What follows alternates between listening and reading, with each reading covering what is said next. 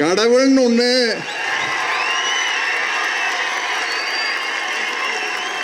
உலகத்திலேயே மெஜாரிட்டி நம்புறாங்க. பூமியும் நீளம், கடலும் நீளம்.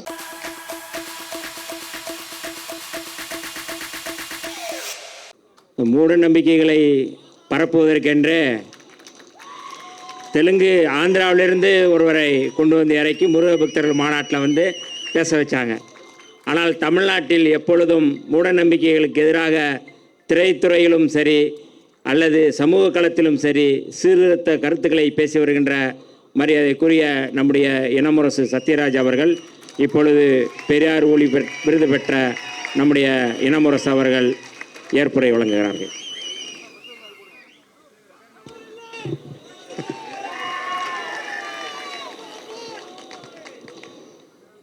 தகுதியுரை படித்த தகுதிமிக்க தலைவர் எழுச்சி தமிழர் அன்பு தம்பி தொல் திருமாவளவன் அவர்களே, வரவேற்புரை நிகழ்த்திய பொதுச் செயலாளர் நாடாளுமன்ற உறுப்பினர் தம்பி ரவிக்குமார் அவர்களே, நோக்க உரை நடத்திய சிந்தனை செல்வன் அவர்களே, பொதுச் செயலாளர் அவர்களே, ஏற்புரை வழங்கிய காயிதே மில்லத் பிறை என்ற விருதை பெற்ற காஜா மொயினுதீன் அவர்களே, அயோத்திதாச ராதவன் விருதை பெற்ற முனைவர் பா ஜம்பலிங்கம் அவர்களே, அம்பேத்கர்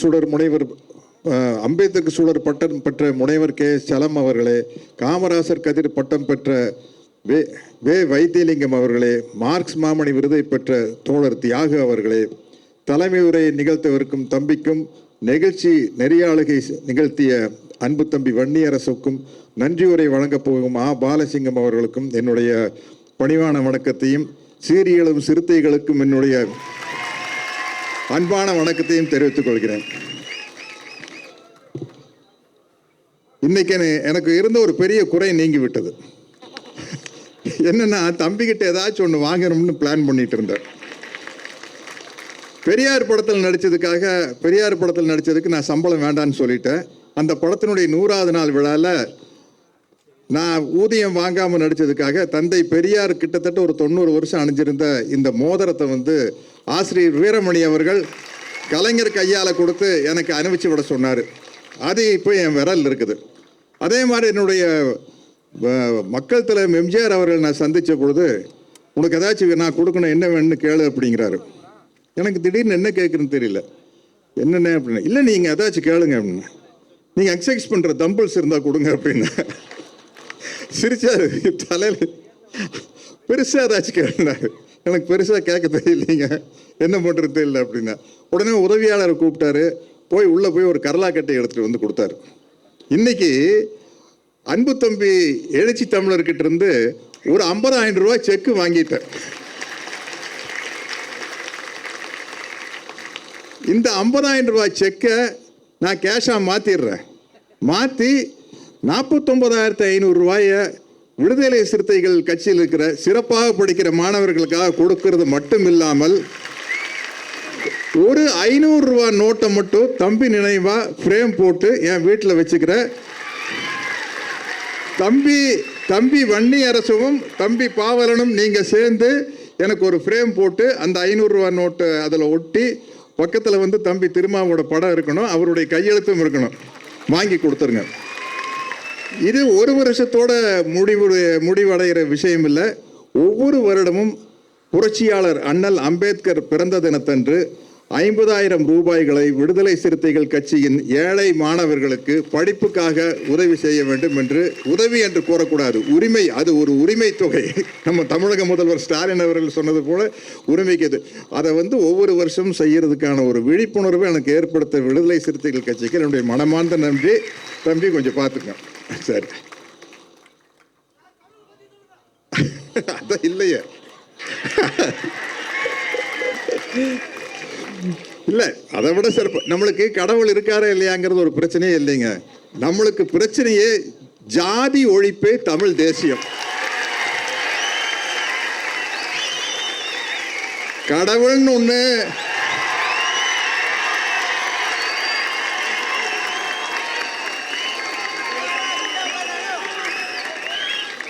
ஜாதியை வச்சுட்டு தமிழ் தேசியம் எப்படி சாத்தியமாகும்? ஆணவ கொலை எப்படி நடக்குது? ஜப்பான்ல இருந்து வந்த வெட்டுறான், ஜப்பான்காரன் வெட்டுறானா? சைனாக்காரன் வந்து வெட்டுறானா? ஒரு தமிழன் தான் இன்னொரு தமிழனை வெட்டுறான். அப்போ ஜாதி ஒழியாம எப்படி தமிழ் தேசியம் மலரும்? அதனால ஜாதி ஒழிப்பே தமிழ் தேசியம், அதுதான் முக்கியமான கொள்கை. அதை வச்சுக்கிட்டு ஜாதியை வச்சுட்டு அடங்கு அப்படின்னா அடங்க மறுப்போம், அத்துமீறுவோம்.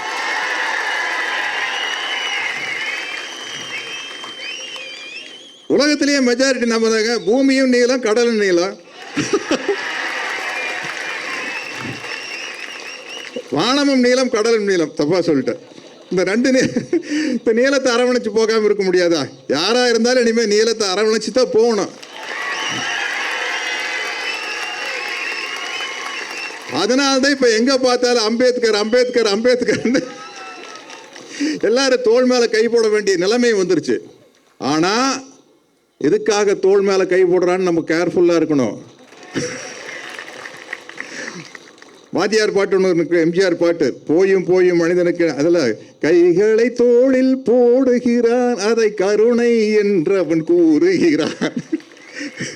பைகளில் எதையோ தேடுகிறான், கையில் பட்டதை எடுத்து ஓடுகிறான். பாயும் புலியின் கொடுமையை இறைவன் பார்வையில் வைத்தானே, இந்த பாழும் பாசிச குணங்களை மனிதன் போர்வையில் மறைத்தானே. இதுதான் உண்மையான விஷயம். இன்னைக்கு இந்த தம்பியினுடைய பெருமை 1990 விசிகா மதுரையில் ஆரம்பிச்சப்போ தந்தை பெரியார் படத்தை போட்டு பெரியாரிஸ்டுகளையும் அம்பேத்கரிஸ்டுகளையும் ஒன்றிணைத்தது தம்பி தான். ஏன்னா இனிமே அந்த பிரிவினை நமக்குள்ள இருக்கவே கூடாதுங்க, இருக்கவே கூடாது. மார்க்ஸ் மகாராஷ்டிராவில் பிறந்திருந்தா அண்ணல் அம்பேத்கராக இருந்திருப்பார். அம்பேத்கர் ஈரோட்டில் பிறந்திருந்தா தந்தை பெரியாராக இருந்திருப்பார். பெரியார் ஜெர்மனில் பிறந்திருந்தா மார்க்ஸாக இருந்திருப்பார். சூழ்நிலை தான் அந்த தலைவர்கள் உருவாக்குது. அதனால இனிமே அந்த பிரிவினையே நமக்கு தேவையில்லை. இன்னைக்கு ரொம்ப பெருமைப்படுற விஷயம், நான் சரியா பேசின இல்லையா தெரியல, லண்டன்ல புரட்சியாளர் அம்பேத்கர் படிச்சாரு. அநேகமாக கேம்பிரிட்ஜ் பல்கலைக்கழகத்தில் தான் படிச்சிருப்பாருன்னு நினைக்கிறேன்.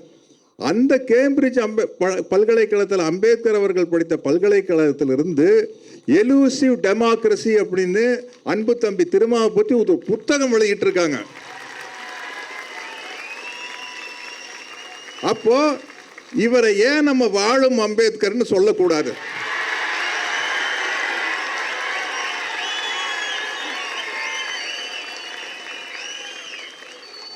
எனக்கு ஒவ்வொரு நிகழ்ச்சியிலையும் காவிரி நீர் பிரச்சனையா, கரெக்டாக உத்வேகமாக காவிரி நீர் பிரச்சனையை நல்லா எடுத்து பேசுங்க அண்ணன் அப்படின்னு மேடையில் இருக்கையிலேயே ஃபோன் வரும். யார்? தம்பி பாவலன். எங்கேயோ ஷூட்டிங்கில் இருப்பேன். இல்லை, விடுதலை சிறுத்தைகள் தம்பி தான் நல்ல காரியத்துக்கெல்லாம் என்ன அழைச்சிக்கிட்டு போகிறாங்க. எங்கேயோ ஷூட்டிங்கில் இருப்பேன். வன்னி அரசுக்கிட்ட இருந்து ஃபோன் வரும், அண்ணே செங்கல்பட்டில் ஈழ விடுதலைக்கு ஆதரவாக மாணவர்கள் உண்ணாவிரதம் இருக்கிறாங்க, கொஞ்சம் போயிட்டு வந்துடலாம் வாங்கன்னு தம்பி வன்னி அரசு தான் கூப்பிட்டு போவார். இப்படி என்னை வழிநடத்தும் ஆசிரியர்களாக தம்பி திருமாவளவன் மட்டும் இல்லை, விடுதலை சிறுத்தைகள் கட்சிகளின் ஒவ்வொரு தொண்டர்களும் இருக்கிறார்கள். அதனால இங்க இருக்கிற ஆயிரக்கணக்கான ஆசிரியர்களுக்கு என்னுடைய நன்றியை முதல்ல நான் தெரிவிச்சுக்கிறேன். எனக்கு மிகப்பெரிய பெருமைகளை தம்பி ஏற்படுத்தி கொடுத்திருக்காரு. விசிகா அலுவலகத்தில் இடஒதுக்கீடு புரட்சியாளர் என்ன சொல்றது, அவரை மனிதநேய மாண்பாளர்னு சொல்லலாம். விபி சிங் அவர்களுடைய படத்தை திறந்து வைக்கிற வாய்ப்பை தம்பி எனக்கு கொடுத்தாரு. அதே மாதிரி விடுதலை புலிகளின் தலைவர் மேதகு பிரபாகரன் அவர்களின் படத்தை திறந்து வைக்கும் ஒரு வாய்ப்பை தம்பி தான் எனக்கு கொடுத்தாரு. அதுவும் விசிகா அலுவலகத்தில் தான். எனக்கு என்னன்னா, இங்க பேசினாரு தம்பி ஒருத்தர், கடவுளை பற்றி சொல்லுங்க அப்படின்னு. அழகான ஒரு பஞ்சு டயலாக் தந்தை பெரியார் சொன்னதுதான். பெரியார்கிட்ட போய் கேட்டாங்க, ஏனுங்கய்யா ஆத்திகத்துக்கு நாத்திகத்துக்கு என்னங்க வித்தியாசம்னு கேட்டாங்க. ஒரு பதில் சொன்னார், இப்போ நீங்கள் கோயிலில் கடவுள் சிலைக்கு முன்னாடி உண்டியல் வைக்கிறீங்க இல்லைங்களா, அதுக்கு பேர் ஆத்திகங்க. அந்த கடவுளையே நம்பாம அந்த உண்டியலுக்கு பூட்டு போடுறீங்க பார்த்தீங்களா, அதுதானுங்க நாத்திகம். மேட்ரு ஓவர் சாப்டர் ஓவரா? அது மாதிரி தந்தை பெரியார் மாதிரி போட்டு வாங்குற ஆளு யாருமே இருக்க முடியாதுங்க. அவரு ஏதோ ஒரு கார் போயிட்டு இருந்தப்போ ரிப்பேர் ஆயிருச்சு. அங்கே ஐயா பார்த்தா தெரியுமில்ல, தாடியெல்லாம் வச்சுட்டு இருந்தார். ஒரு தம்பி வந்து, ஐயா நீங்கள் பெண் விடுதலைக்காக, சமூக நீதிக்காக, ஜாதி ஒழிப்புக்காக எல்லாம் போராடுறீங்க, ரொம்ப மகிழ்ச்சிங்க ஐயா. இருந்தாலும் நாங்கள் நம்புற கடவுளை போய் நீங்கள் கல்லுன்னு சொல்கிறீங்களே, அதுதான் எனக்கு மனசுக்கு ரொம்ப கஷ்டமாக இருக்குது அப்படின்னா. அப்படிங்களா? இப்போ எங்கேங்க தம்பி போயிட்டுருக்கிறீங்க? அவர் கோயம்புத்தூர் பாஸ் தான் பேசுவார், கொங்கு தமிழ். எங்கே போயிட்டுருக்கிறீங்க? ஐயா நான் அந்த கோயிலுக்கு தான் போயிட்டுருக்கேன். சரி நானும் கூட வரேன் வாங்க அப்படின்னு போயிருக்கார். போய் உள்ள மணி அடிச்சுட்டு எல்லாம் இந்த பிரசாதம் எல்லாம் கொண்டு வந்திருக்காங்க. வந்தோடனே ஐயா வந்து அந்த பூசாரிட்டு கேட்குறாரு, ஏனுங்க பூசாரி, உள்ளே இருக்குதுங்களே சிலை, அது என்னங்க வெங்கலங்களா இல்லை பித்தளைங்களா? அப்படி ஆனால் அது கல்லுங்க அப்படின்னு இருக்காரு. பாருங்க, அவரே கல்லுன்னு சொல்லிட்டாரு, நீங்கள் என்ன போய் திட்டுறீங்களே. அவரை பொறுத்த வரைக்கும், ஐயாவை பொறுத்த வரைக்கும் இருக்கா இல்லையாங்கிறது பிரச்சனையே இல்லைங்க. ஜாதி ஒழியணும், ஜாதி ஒழியணும், அதுதான் அவருக்கு முக்கியம். அதற்கு தடையாக இருக்கும் கடவுள் என்ற கற்பனை கருத்தியலை மறுக்கிறார். ஏன்னா அது ஒரு ஒரு ஒரு ஆளாக இருந்தால் ஓப்பனாக தெரிய எதிர்த்து போராடலாம். அது வந்து ஒரு உருவகப்படுத்தப்பட்ட ஒரு மாயையான கற்பனை, அவ்வளோதான். அதனால் இங்கே வந்து அதை முதல்ல எடுத்தோம்னா தான் முடியும். இப்போ அதை வச்சு தானே எல்லா வித்தையும் காட்டிக்கிட்டு இருக்கிறாங்க. ஆனால் அந்த வித்தையை தமிழ்நாட்டுக்குள்ளே காட்ட முடியாது. நாங்கள் எல்லாம் பண்ணுவோம், கோயிலுக்கு போவோம், பிரசாதம் வாங்கி சாப்பிடுவோம். எனக்கு வந்து அவ்வளவு டேஸ்ட்டாக இருக்குது. உடுமலைப்பேட்டையில எங்கள் மச்சான் தான் அங்கே எல்லாம் கோயில் தர்மகர்த்தா வேணுமோ, அங்கே இந்த பொங்கல் கங்கல் வடகடையெல்லாம் சூப்பராக இருக்கும். எல்லாம் வாங்கி சாப்பிட்டு வெளியே வந்து சாதி மறுப்பே தமிழ் தேசியம் பேசிட்டு வந்துடுவோம். அதனால தயவு செய்து நீங்கள் எங்களை ஏமாத்துறதா நினச்சிட்டு எங்ககிட்ட நீங்கள் ஏமாந்துடாதீங்க. அதுதான் பிரச்சனை. உங்களை பார்த்தா பாவமாக இருக்குது. நீங்கள் என்ன நினச்சிட்டு இருப்பீங்க, ஆஹா நம்ம வந்து ஒரு முருகனுக்காக ஏதோ ஒரு விழா நடத்தி இவங்களெல்லாம் ஏமாத்திட்டோம். ஐயா சாமி, எனக்கு கடவுள் நம்பிக்கை இல்லை. அப்படியே இருந்தாலும் கூட பார்த்தாலும் கூட முருகர் எங்காள், அவர் அப்படியே சைலண்ட்டாக நின்றுட்டு உனக்கு ஆப்பு வச்சிருவார்.